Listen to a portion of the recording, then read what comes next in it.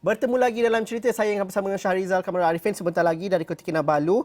Hari ini ada Perhimpunan Agung Tahunan Parti Warisan Sabah, di mana dalam ucapannya Presiden sebentar tadi mengatakan bahawa sudah tiba masanya buat Parti Warisan melebarkan sayap mereka ke Semenanjung, di mana Datuk Seri Syafie Afdal berkata Sabah bukan hanya akan menjadi kepada penyumbang ekonomi negara, malah sudah sampai masanya Warisan perlu menerajui kepimpinan negara. Sudah hampir 60 tahun Sabah dan rakan Sarawak Borneo menjadi penentu kepada sumber asas ekonomi negara ini.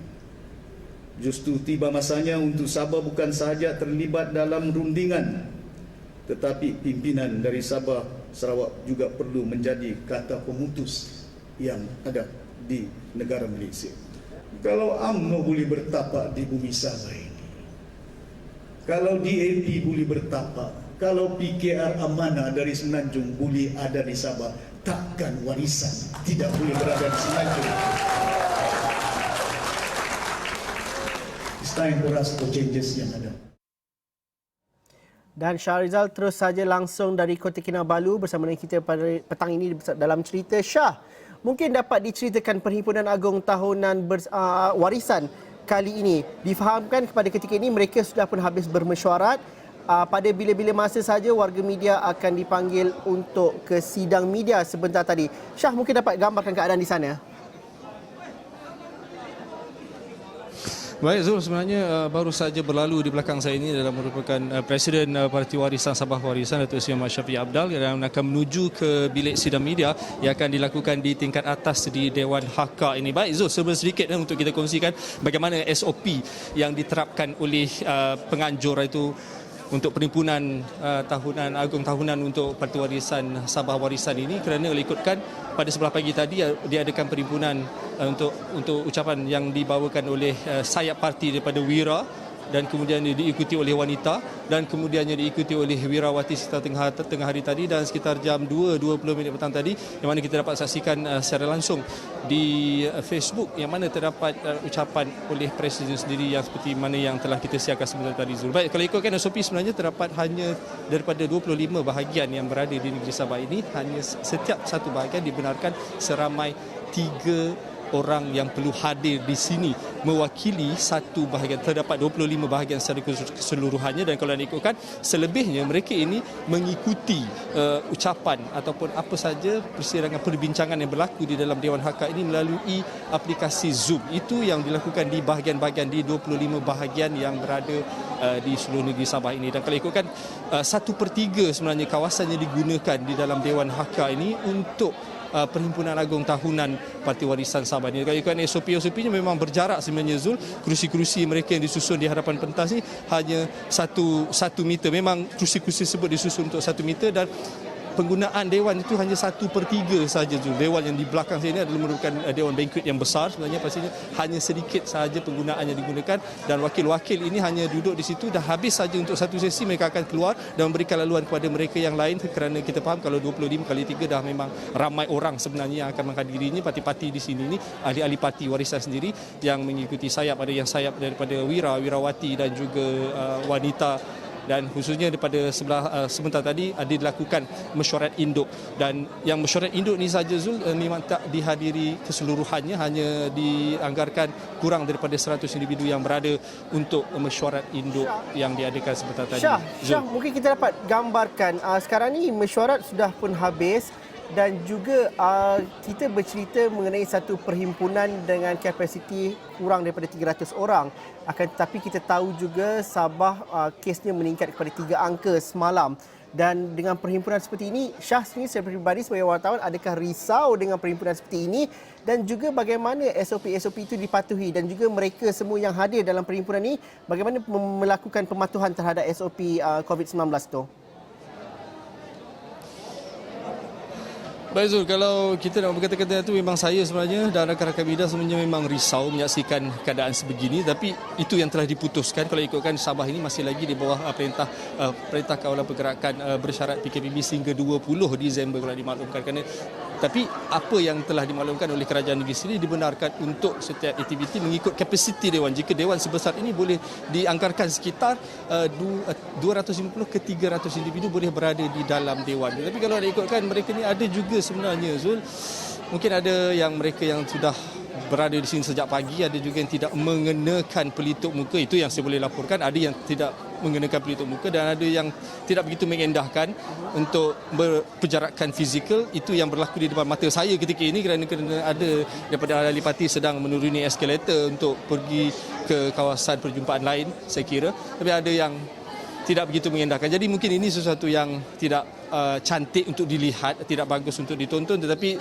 ini hanya berlaku di kalangan ahli parti warisan sendiri. Jadi mungkin kita tidak menginginkan sesuatu kluster terbaru selepas ini yang akan diumumkan oleh Menteri Kerajaan Tempatan Perumahan Datuk Seri Mahathir Manjun. Bukan ada satu kluster baru disebabkan oleh Perhimpunan Agung Tahunan Parti Warisan Sabah Warisan. Zul. Mungkin Syah dapat minta jurugambar untuk melihat keadaan di sekitar Dewan itu bagaimana pada ketika ini, Syah?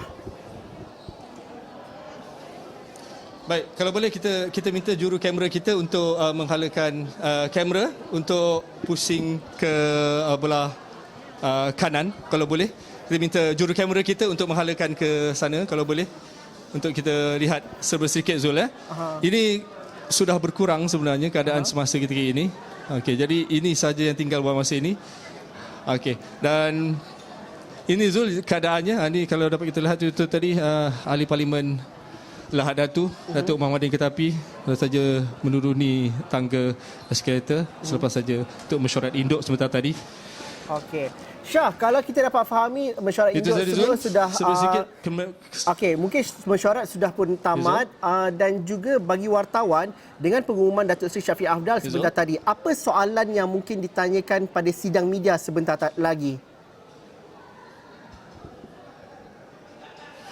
Baik, Zul, sebab mungkin kita tidak begitu jelas suara Zul tadi. Okey, begini, Zul, mungkin apa yang kita boleh tumpukan adalah kita ingin bertanya apakah sebenarnya tumpuan ataupun strategi yang bakal dilakukan oleh Parti Warisan Sabah, kerana kalau dilihatkan sebenarnya ada 300,000 warga Sabah yang berada di Semenanjung, tapi kalau fokusnya adalah untuk menjadikan keahlian itu kepada ahli yang berada sebagai merujuk kepada rakyat negeri Sabah, mungkin itu satu yang beza. Tapi kita ingin lihat, katanya kalau UMNO boleh bertapak di Sabah, kenapa bukan Parti Warisan pun boleh berada di Semenanjung. Jadi kita nak tahu apakah langkah dan strategi, apakah mungkin mereka ini akan bergabung, adakah mereka ini selepas ini mungkin ada melakukan kerjasama dengan ahli-ahli parti bebas, ahli-ahli bebas Semenanjung untuk bergabung dengan mereka untuk menjadikan warisan itu kukuh disebabkan adanya ahli-ahli parlimen ataupun ahli Dewan Undangan Negeri yang daripada Semenanjung untuk menyertai mereka ini. Jadi ini antara intipati soalan yang mungkin yang saya akan ajukan sebentar lagi kepada Datuk Seri Ahmad Shafie Apdal. Buat setakat ini dalam ucapan tadi tidak dijelaskan secara terperinci apakah strategi dan juga bentuk untuk melebarkan sayap itu ke Semenanjung. Tidak ada diceritakan lagi, Syah, Baik. Zul? Maksudnya tidak ada lagi perincian kepada strategi mereka untuk melebarkan sayap ke di Semenanjung, Syah. Buat setakat ini tidak diperincikan oleh Datuk Seri Shafie Apdal dalam ucapannya tadi. Betul? Betul. Belum lagi diperincikan dan mungkin dia akan diperincikan selepas ini apabila diajukan soalan itu dalam sidang media. Sebentar saja lagi, Zul. Syah, Datuk Seri Shafie Apdal dalam ucapannya tadi juga mengatakan bahawa warisan masih lagi bekerjasama rapat dengan Pakatan Harapan dalam kerangka Pakatan Harapan PH Plus itu. Dan juga bagaimana di peringkat negeri Sabah perkara itu dijemakan dalam Perhimpunan Agung Tahunan. Ada tak wakil-wakil daripada rakan strategi warisan seperti PKR, DAP dan sebagainya di dalam Perhimpunan Agung Tahunan kali ini? So, sebenarnya ketika ucapan Prasman dan juga merujuk kepada ucapan dasar Datuk Seri Ahmad Shafie Apdal sebenarnya turut dihadiri oleh rakan-rakan parti seperti daripada APCO, daripada PKR dan juga DAP. Kerana saya sempat berpapasan bersama dengan Setiausaha Agung daripada APCO, Nelson sendiri. Beliau mengabarkan bahawa ucapan sesuatu yang begitu memberangsangkan kerana memberi semangat baru kepada pembangkang, khususnya kerana warisan kini berada di blok pembangkang di negeri Sabah ini. Zul. Bagaimana perwakilan-perwakilan yang hadir selepas tewas dalam pilihan raya negeri yang Sabah, adakah mereka bersemangat masih lagi setia bersama dengan parti ataupun bagaimana kalau dapat Syah rangkumkan ataupun pantau daripada pemerhatian Syah ketika Perhimpunan Agung Tahunan pada kali ini? Baik, so kalau kita nak cakap serba ringkas itu apa yang boleh dimaklumkan kerana mereka ini ada yang sedikit patah hati, tapi kalau ucapan itu sendiri daripada Datuk Seri Muhammad Syafiee Apdal dia mengatakan bahawa fokus pembangkang atau fokus warisan ketika ini bukanlah untuk dikatakan untuk kepada power grab tetapi lebih kepada people centric. Jadi apabila dikembalikan kepada objektif asal penubuhan warisan dan objektif asal sebagai ahli parti, jadi mereka ini sedikit ada yang saya mendengar mereka berbual-bual mengatakan bahawa mereka perlu kekal, mereka perlu setia dan mereka perlu berkhidmat untuk rakyat kerana pilihan raya umum tidak hanya berbaki setahun lebih saja lagi menurut mereka. Begitulah lebih kurangnya, Zul. Dan Syah, mungkin selepas ini apa yang dapat kami jangkakan dari Kota Kinabalu Sabah, liputan yang Syah akan kongsikan bersama kami di Bukit Keuangan. Satunya sidang media sudah pasti. Nanti mungkinkah Syah akan menemubual perwakilan-perwakilan yang hadir, bekas-bekas menteri kabinet yang mungkin ada dahulunya yang menjadi yang datang di Perhimpunan Agung Tahunan, ataupun bagaimana? Apa yang kita dapat jangkakan dari Syah selepas ini?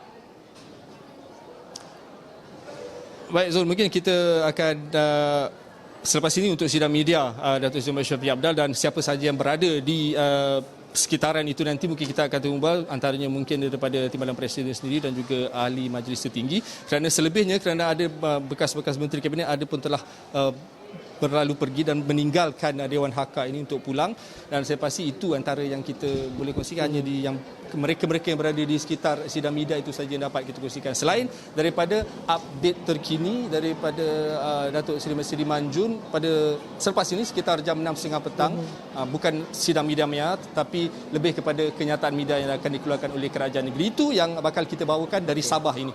Okey, itu yang kita dapat jangkakan, satu cerita mengenai politik, satu lagi mengenai keadaan COVID-19 di negeri Sabah. Syah, terima kasih berbincang langsung bersama kami dalam cerita pada kali ini. Itu dia Shahrizal Kamarul Arifin, Wakil Astro Awani di Kota Kinabalu, Sabah. Sekian saja cerita pada hari ini. Jika ada pandangan, ada cerita yang menarik juga, kongsikan bersama kami di platform media sosial kami. Dan terima kasih kerana bersama dengan saluran berita paling dipercayai di Malaysia. Saya Zulfikri Yusof, salam hormat, kita jumpa lagi.